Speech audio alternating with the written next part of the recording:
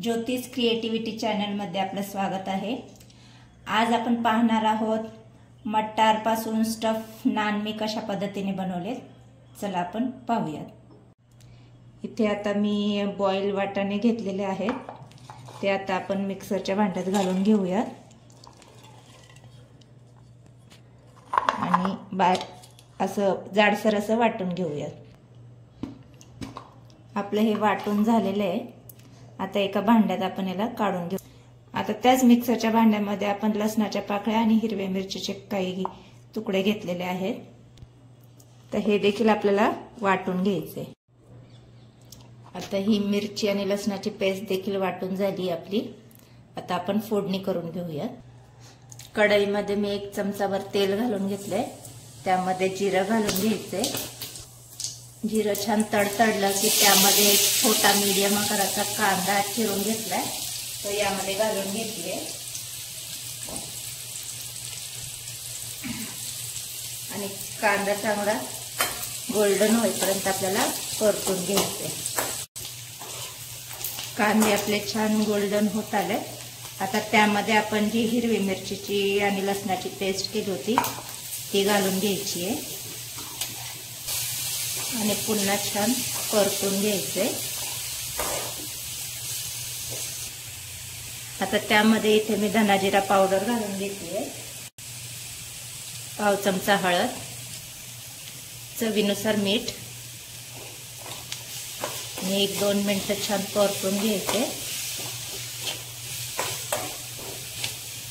आणि आपलं जे मिश्रण होतं ते यामध्ये घालून घ्यायचे आणि छान परतून घ्यायचे।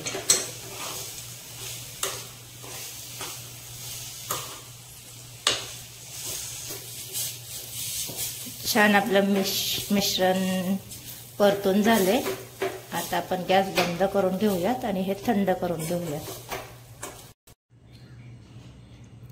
आता इथे मी 1 वाटी मैदा आणि 1 वाटी गव्हाचं पीठ घेतलेलं आहे। या वाटीने मी मेजर केलेलं आहे। थोडंसं पीठ मी नंतर लाटण्यासाठी ठेवलेलं आहे। आता त्यामध्ये चवीनुसार मीठ घालून घ्यायचे, 1 चमचाभर तूप घालून घ्यायचे, थोडंसं दही घालून घ्यायचे आणि छान ह्याचं पीठ मळून घ्यायचे आपल्याला। छान हे अशा पद्धतीने मिक्स करून झालंय आपलं। आता थोडं थोडं पाणी घालत हे आपल्याला पीठ मळून घ्यायचंय। अगदी थोडं थोडं घालायचंय।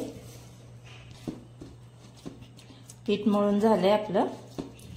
आता ह्याला असंच आपल्याला 15 मिनिटं झाकण लावून ठेवून द्यायचंय। मिश्रण आपलं चांगलं थंड झालेलं आहे।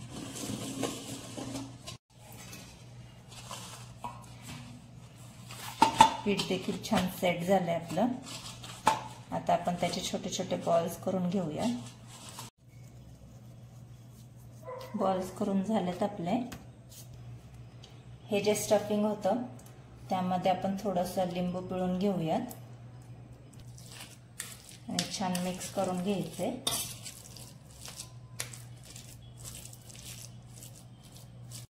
आपण पारी करून घेऊया, त्यामध्ये आपलं स्टफिंग स्टफ करून घेऊया।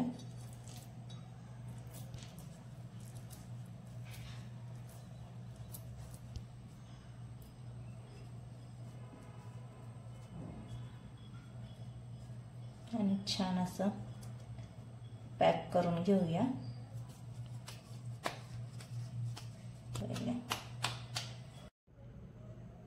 आपले स्टफिंग करून झाले। आता आपण लाटून घेऊया। इथे आपला कुलचा लाटून झालाय। आता मागच्या साईडने ह्याला थोडंसं आपल्याला पाणी लावून घ्यायचंय, जेणेकरून तव्याला ते चिटकून जाईल, पडणार नाही याच्यासाठी।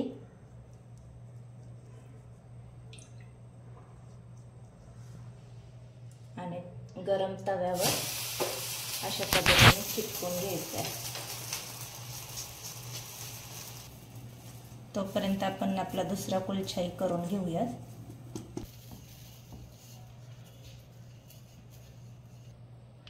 थोडीशी कोथिंबीर आणि थोडे काळे तीळ यावर पसरवून घेऊयात आपण.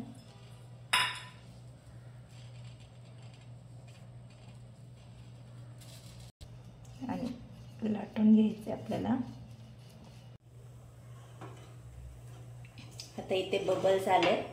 आता आपण गॅस पलटी करून तवा पलटी करून याला भाजून घेऊया. सगळ्या बाजूने आपल्याला भाजून घ्यायचं आहे. छान असे बबल्स येत आहेत त्याला. छान आपला नान झालेला आहे. असेच आपण आपले सगळे नान करून घेऊयात. आपले सगळे नान करून झालेत. वरून आपण थोडंसं याला बटर लावून घेऊया. आणि इथे मी दह्यासोबत सर्व केले. तुम्हाला नान ज्याच्यासोबत खायला आवडतील तुम्ही त्यासोबत खाऊ शकता. तर तुम्हाला हे माझे आजचे स्टफ नानची रेसिपी आवडली असल्यास व्हिडिओला लाईक आणि चॅनलला सबस्क्राईब करायला विसरू नका.